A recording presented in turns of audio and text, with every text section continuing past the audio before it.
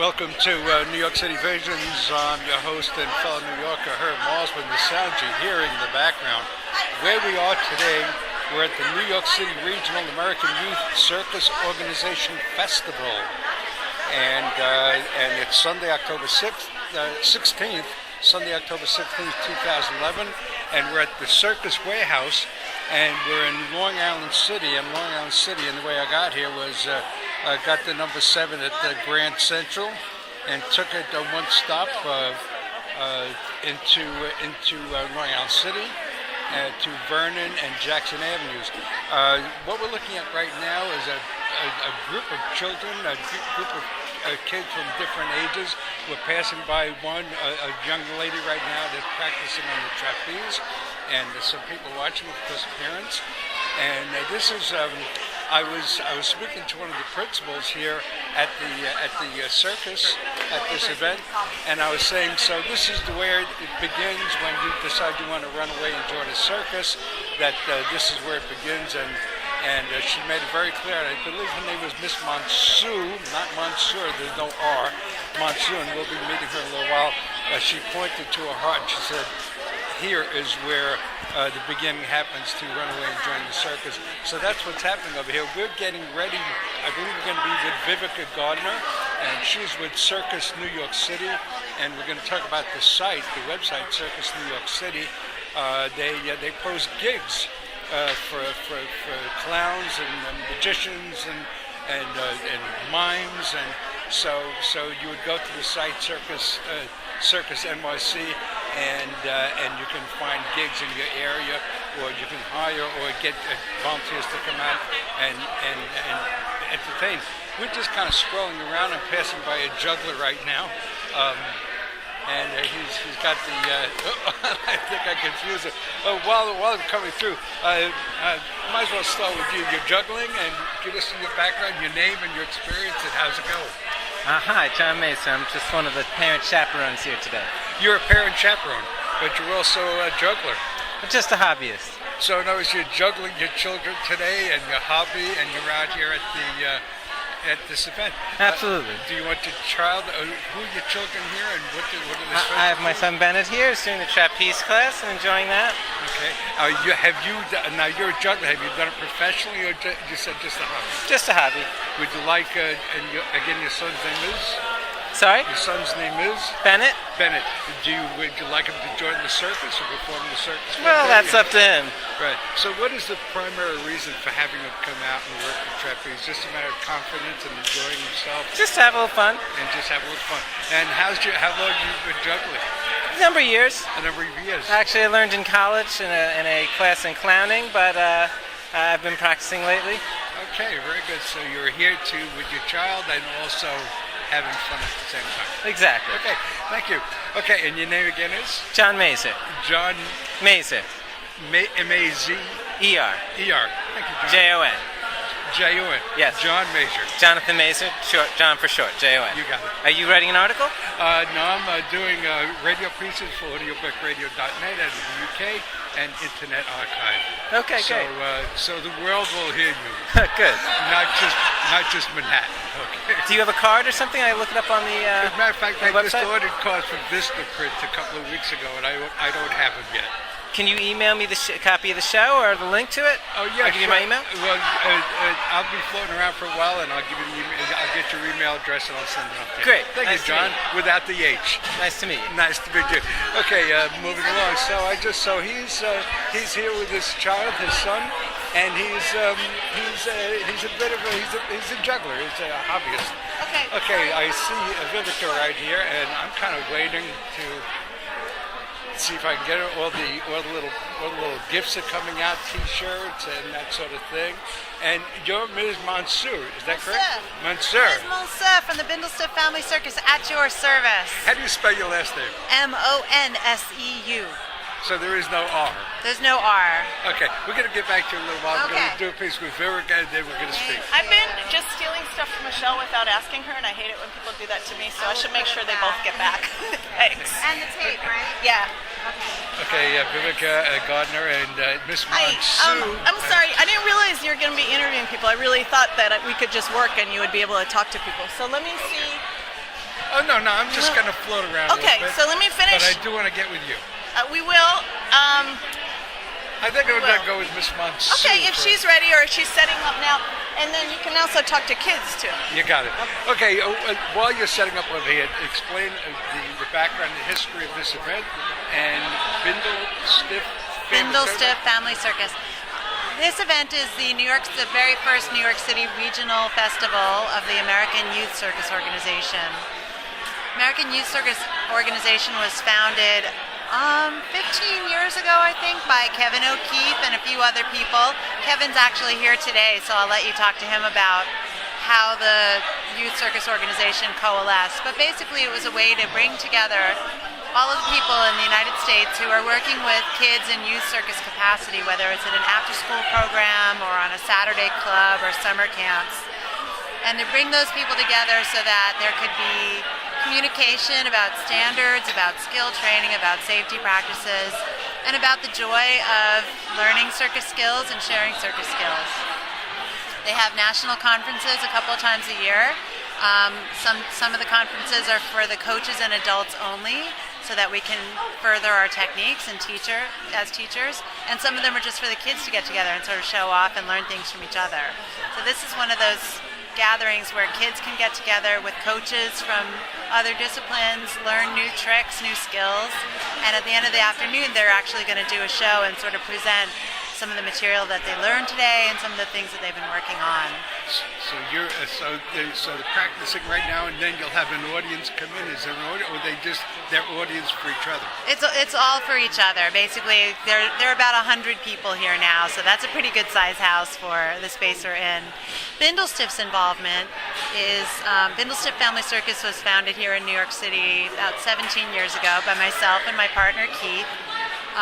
We are circus variety people. We tour all over the world, and our kind of particular discipline, I guess, is along the lines of vaudeville. We don't work with animals. We don't have a tent. We're sort of an indoor variety arts troupe.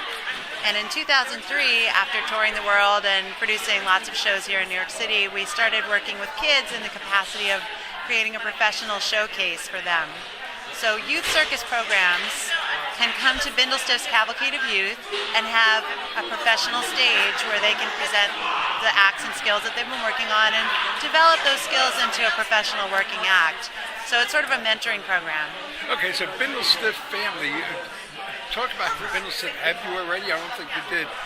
Talk about the Bindlestiff family and what is the tradition here? What is the history? The Bindlestiff Family Circus is a family of choice. Did we speak about this yet? I don't think so. No, we haven't. Bindlestiff Family Circus is a family of choice. None of us come from generations of circus background. All of us come from, kind of families where we were expected to be doctors, lawyers, and teachers. I have an arts background, and I fell in love with circus as a 20-something because it sort of encompassed all the creative mediums I was interested in: movement, visual arts, music, physical skill, and I would say Keith also comes from the background of circus as political protest, street theater and pranksters and that kind of. He was interested in public space and kind of guerrilla street theater. So we combined all of our interests in the medium of circus, and Bindlestiff was formed when he and I, my sister and his college roommate, went on the road with an accordion player and a couple of other people from the New York City kind of performance art scene. And we really fell in love with circus as a way to express the ideas that we had and some of the things that we saw happening in society, and we sort of turned it into a big fun circus for ourselves. So there is not a Bindlestiff family. It's sort of like... It exists now. We made it up. So there was no name Bindlestiff. There was a Bindlestiff. Mr. and Mrs. Bindlestiff. They may be out there somewhere, but Bindlestiff is actually an old word for hobo that refers to the stick in the bundle that they carry on their shoulders. So the bindle being the bundle and the stiff being the stick? Right. So it's bundle stick. Bindlestiff is the way we spell it. But it's bundle, but... No, there really is a word, Bindlestiff, that... Oh, but it applies to the bundle... And the staff. And the staff. Mm-hmm. So stiff staff. There you go. Right. And is it a German word? Is it a what? It has an interesting etymology. In post-Civil War America, the economy was devastated, and people were traveling around the country looking for work. And when the advent of the railroad started coming into the East Coast in the 1870s, you saw guys hopping onto trains and starting to travel from city to city looking for work. They were the bindlestiffs. They were the working stiffs who traveled from town to town, and they developed a very complex system of graffiti to tell each other where fair work was, where good pay was, where mean cops were that would run them out of town, where angry locals would try to kick them out because they wanted to work themselves. So it was kind of a seminal labor union before European socialist labor theory came over in the teens and 20s. So the Bindlestiffs were kind of a proto-labor union for the working man in the United States.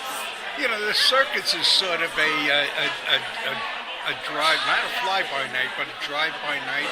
You get on the trains and you go, you set up your tent or your whatever it is, and it's kind of like carrying your possessions on your back and moving from town to town. Very much so. So it's pretty much and it's its own community with its own laws, its own social structure, its own moral code, its own ethics, its own aesthetic. It really is a traveling nation unto itself. Yeah. When I first met you, I was filling out the release form, the waiver and all that, and I was introduced to you, and I said to you, so this is where the desire to run away and join the circus begins. I was talking about the children here, the trapeze and all that. Right. And then you made the point that, no, in the heart is where it begins. It does begin in the heart. What is that attraction to? We don't strive to run away to the police, to the fire. Well, some kids want to become firemen and all that.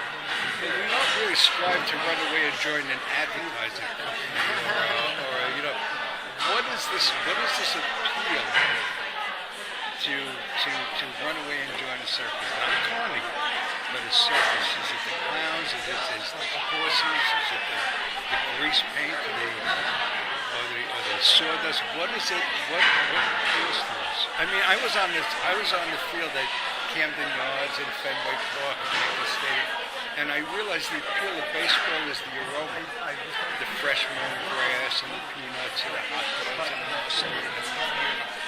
What is this thing in our heart that wants us to run away and join us? What's the draw? You've experienced that draw. I remember as a child the first time I walked into a circus tent, and it was a hot summer day. The sun was beating down on me, and it was very bright outside.